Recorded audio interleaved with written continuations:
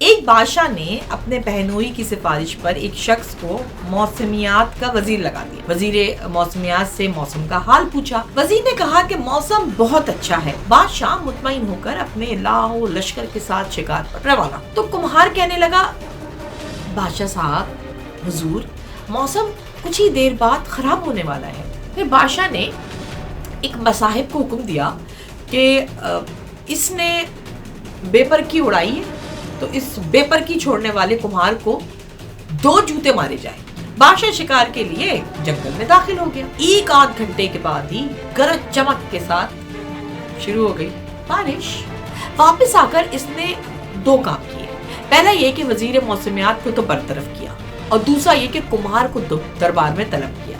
کمہار کے گدھے کو اپنا وزیر موسمیات مقرر کر دیا۔ مفتی اسماعیل صاحب جو بجٹ بناتے ہوئے کچھ ضروری چیزیں بھول گئے تھے، اور ہاں وہ بھی ہیں ایک جو لاپتہ ہوئے ہیں، کیونکہ اگر پاکستان کا مستقبل اور اپنا مستقبل نکھارنا ہے تو گدھوں کو وزیر بنانے کے سلسلے کو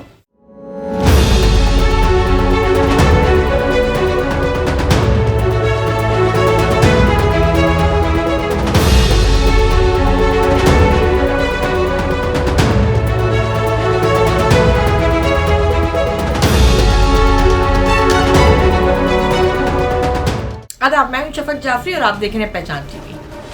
چلیں آپ کو ایک مزیدار واقعہ سناتے ہیں۔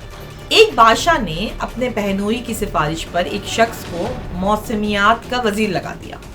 ایک روز بادشاہ شکار پر جانے لگا تو روانگی سے قبل اپنے وزیر موسمیات سے موسم کا حال پوچھا۔ وزیر نے کہا کہ موسم بہت اچھا ہے اور اگر یہ کئی روز تک اس طرح رہے گا، بارش وغیرہ کا قطعی کوئی امکان نہیں۔ بادشاہ مطمئن ہو کر اپنے لاؤ لشکر کے ساتھ شکار پر روانہ۔ راستے میں بادشاہ کو ایک کمہار ملا۔ اس نے کہا، حضور، آپ کا اقبال بلند ہو، پر آپ اس موسم میں کہاں جا رہے ہیں؟ بادشاہ نے کہا، شکار پر جا رہا ہوں۔ تو کمہار کہنے لگا، بادشاہ صاحب، حضور، موسم کچھ ہی دیر بعد خراب ہونے والا ہے اور بارش کے امکانات بہت زیادہ ہیں۔ بادشاہ نے کہا،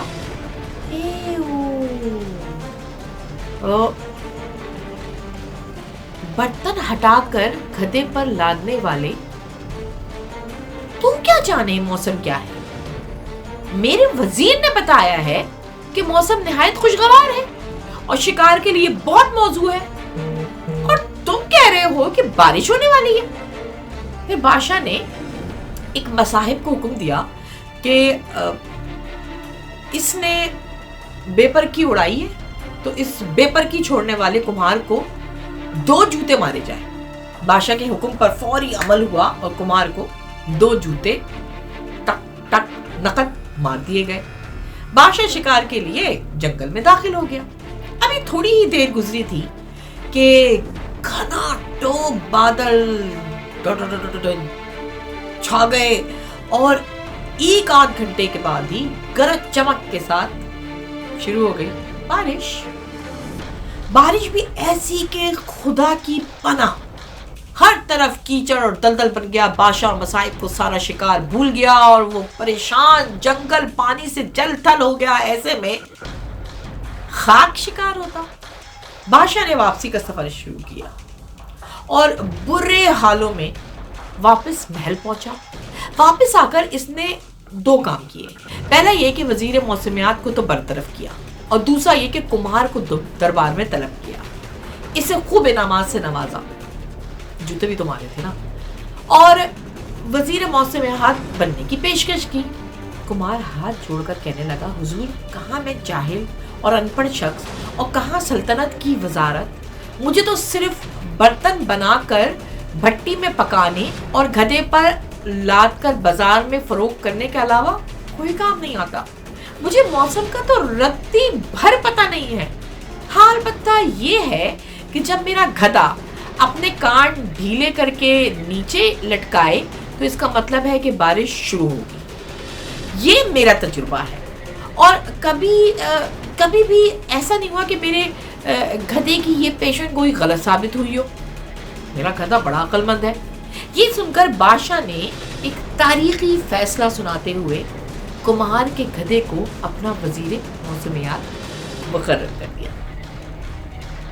بتانا یہ تھا کہ مورخ کا کہنا ہے کہ گدھوں کو وزیر بنانے کی ابتدا تب سے ہوئی ہے۔ وہ وزیر مفتہ اسماعیل صاحب جو بجٹ بناتے ہوئے کچھ ضروری چیزیں بھول گئے تھے، اور ہاں وہ بھی ہیں ایک جو لاپتہ ہوئے ہیں، میں نام نہیں لینا چاہتی، لیکن وزیر اور گدھے فرق آپ نے خود تلاش کرنا ہے، کیونکہ اگر پاکستان کا مستقبل اور اپنا مستقبل نکھارنا ہے تو گدھوں کو وزیر بنانے کے سلسلے کو منقطع کرنا ہوگا۔ اپنا بہت خیال رکھیں، چینل کو سبسکرائب کریں اور اپنے کمنٹس ہمیں دیتے رہیں اور ہمارے ساتھ مل کر پاکستان کی ترقی کے لیے دعا کرتے رہیں۔ نیکسٹ پروگرام تک کے لیے اجازت دیں، خدا حافظ۔